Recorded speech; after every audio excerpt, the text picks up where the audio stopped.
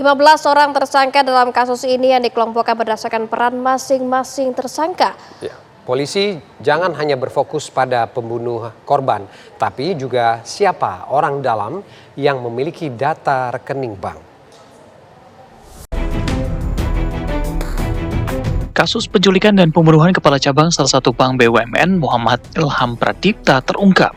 Berdasarkan temuan Direktorat Reserse Kriminal Umum Polda Metro Jaya, motif utama pembunuhan Ilham Pradipta adalah rencana pengambil alihan dana dari rekening dorman ke rekening penampungan. Rekening dorman merupakan rekening bank yang tidak aktif karena tidak ada transaksi, baik debit maupun kredit dalam jangka waktu tertentu. Polisi menyebut pada 31 Juli 2025, tersangka C alias Ken bersama DH dan AAM sempat menggelar pertemuan untuk membahas eksekusi. Pelaku C diketahui memiliki informasi penting tentang rekening-rekening dorman yang belum aktif di Bank BRI. C dan DH memutuskan untuk memilih opsi menculik dan memaksa korban untuk memindahkan dana. Ilham pun diculik saat berada di parkiran supermarket Pasar Rebo pada Rabu 20 Agustus 2025.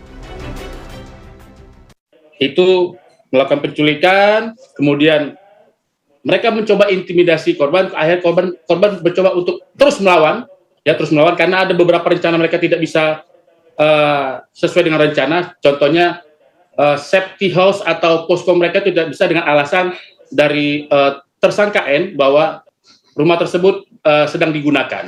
Jadi tidak bisa dibawa ke posko, jadi di dalam mobil diintimidasi korban. Sampai korban lemas. Dan menurut keterangan dari para pelaku, korban diletakkan di tempat ditemukan korban sudah tidak bernyawa tersebut, itu masih bernafas dan masih bergerak, Mas. Makanya kita sampai sekarang masih menerapkan pasal penculikan dan merampas kemerdekaan. Yang hanya tahu adalah pelaku dan Tuhannya saja nih, masalah fakta materialnya. Maka menurut saya opsi itu juga harus terbuka masih. Tidak hanya sebatas, karena dia diambil kemudian diculik, tapi hakikat dari penculikan itu kan ada timingnya tadi ya. Betul. Ada waktu bahkan dia menunggu, dia mengikuti surveillance. Buat apa kalau itu nggak direncanakan? Betul. Nah, siapa yang bisa membantah bahwa itu tidak direncanakan? Keesokan harinya, jasad korban ditemukan di semak-semak di Serang Baru, Kabupaten Bekasi, dengan kondisi tangan, kaki, dan wajah terikat lakban hitam. Kriminolog Universitas Indonesia Hanifah Hasna menilai polisi jangan hanya berfokus pada pembunuhan korban, tapi juga siapa orang dalam yang memiliki data rekening bank. Nah, saat ini benar kita mencari siapa pelaku pembunuhan, tapi kita lupa siapa yang membuka pintu, membocorkan gitu. data-data rekening data-data itu, gitu loh. Karena bagaimana orang dari luar itu tahu, berarti kan ada insider. Insidernya itu siapa? Ini yang perlu kita ketahui.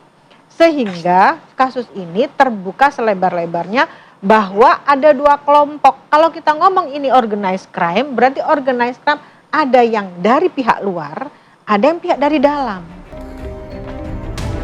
Hingga kini polisi telah menetapkan 15 orang tersangka dalam kasus ini yang dikelompokkan berdasarkan peran, diantaranya klaster aktor intelektual, klaster penguntitan, klaster penculikan, dan klaster eksekusi. Termasuk 2 oknum anggota TNI AD berinisial N berpangkat Serka yang masuk dalam kategori eksekutor dan FH berpangkat Kopda yang terlibat penculikan. Penyidik Pomdam turut menyita uang senilai 40 juta rupiah dari Kopda FH yang diduga dari tindak pidana yang dilakukan. Tim TV One mengabarkan.